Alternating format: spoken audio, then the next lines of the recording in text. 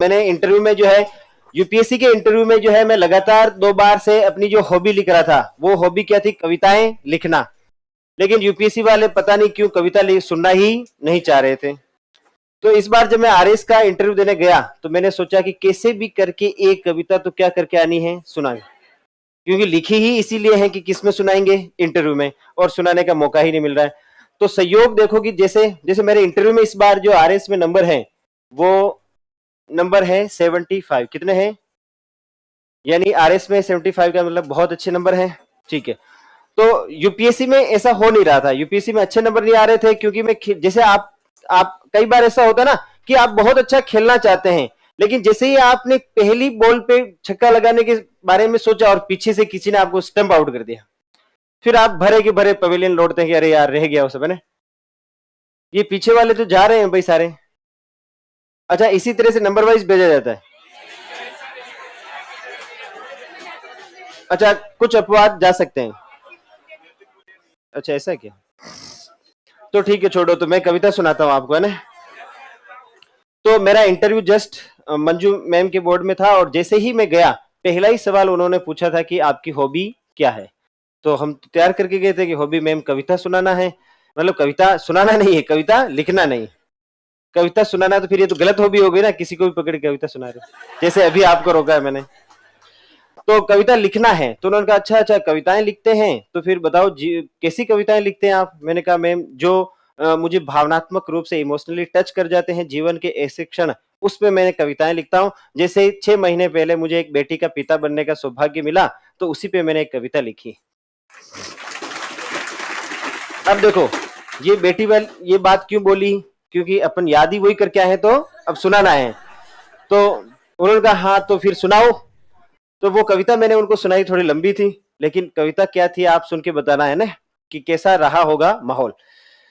तो कविता ऐसे थी कि जिंदगी धूप और छांव की उपमा ही नहीं, एक तेरे होने का एहसास भी है। अब दुनिया इतनी छोटी भी नहीं कि उसे मुट्ठी में दबाकर तेरी जेबों में भर दूं, या तारे इतने योग्य नहीं कि उन्हें तेरे लिए जमीन पे उतारूं। सुनाना मैं तुझे परी कथाओं की कहानियां भी नहीं चाहता, नहीं चाहता कि तू मेरी ही तरह सोचे, बोले और गुनगुनाए।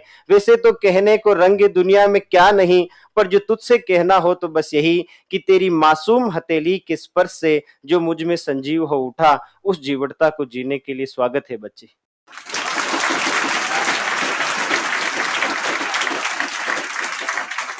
तो ये किस पे लिखी हुई कविता थी? बेटी पे लिखी हुई कविता थी।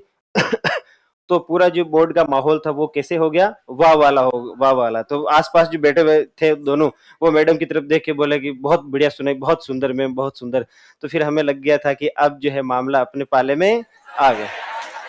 और उसके बाद जो पूरा इंटरव्यू हुआ वो बस ऐसे हुआ था कि उन्होंने मान लिया था कि हाँ जो है हम संतुष्ट, क्योंकि मैंने ये देखा है इंटरव्यू में जो है कुछ नहीं है, इंटरव्यू में आप उन्हें कैसा फील कराते हैं इसी के नंबर आपको मिलते हैं। यदि उनको आपने अच्छा फील कराया तो नंबर अच्छे आएंगे, और यदि उनको बात करके ऐसा लगा और वो ही अनसर्टन हो गए, पूरे अपने जीवन के कुछ मूल्य उनके हिल गए आपसे बात करके, तो उनको लगेगा कि ये तो अस्थिर करके चला गया आदमी, तो फिर नंबर नहीं मिलते। तो मैंने ये देखा कि जैसे आप अपने दादा दादी से बात करते हैं सुर में सुर मिला के, ज्यादा विरोध नहीं करते हैं, पोलाइट तरीके से, विनम्र तरीके से, हाँ आप सही कह रहे हैं लेकिन ये बात ऐसे होनी चाहिए, इस तरीके से जब आप बात करते हैं तो इंटरव्यू सही जाता है। वरना इंटरव्यू सही गलत, अच्छा आंसर बुरा आंसर कुछ भी नहीं होता।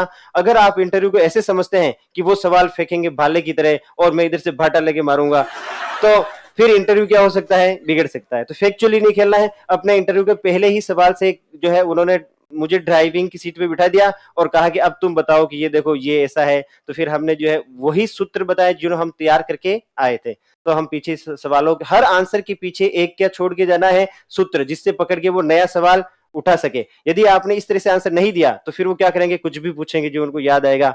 फिर वो बोलेंगे हाँ बताओ लिथियम कहाँ से मिला, और बताओ लोहा कहाँ से मिला, और फिर वो भी बता दोगे तो फिर कुछ भी पूछेंगे कि बताओ ऊँटनी का दूध अच्छा होता है कि बकरी का दूध अच्छा। तो कैसे बना रहना है? थोड़ा जिंदा बना रहना है। किसमें? इंटरव्यू। इसलिए मैं क्या जोर दे रहा था? भाषा के ऊपर। भाषा क्या होती है कि जब आपको बातें बनाना आता है, थोड़ी अच्छे से बात कर सकते हो, घुमा सकते हो बातों को, तो फिर आप मैनेज कर लोगे। कहाँ? और इंटरव्यू के मार्क्स आपकी सफलता में कितना बड़ा योगदान दे सकते हैं ये आप देख ही रहे हैं। ठीक है, धन्यवाद। आज